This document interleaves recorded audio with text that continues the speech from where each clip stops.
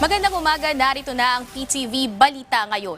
Pinalawig pa ni Pangulong Ferdinand R. Marcos Jr. ng hanggang 7 taon ng mga kwalipikadong benepisyaryo ng Pantawid Pamilyang Pilipino Program o mas kilala bilang 4Ps. Sa nilagdaang Executive Order No. 120, nakasaad na layo ng hakbang na ito na maibsan ang krisis sa kabuhayan ng mga benepisyaryo.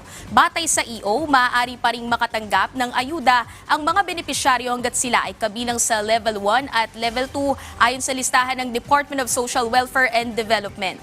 Layon din ng EO na matiyak na patuloy silang makatatanggap ng sapat na suporta hanggang maabot nila ang maginhawang buhay. Sa ibang balita, patuloy pa rin ang pag-aalboroto ng Bulkang Mayon sa lalawigan ng Albay.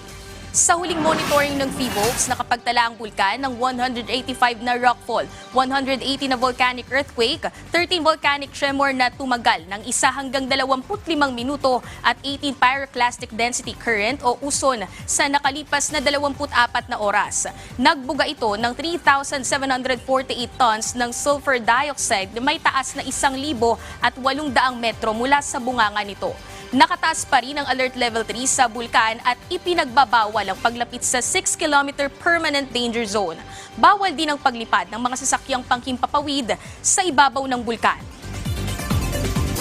At yan ang mga balita sa oras na ito. Para sa iba pang updates, i-follow at ilike kami sa aming social media sites sa @PTVPH. Ako po si Sheila Natividad para sa Bayan.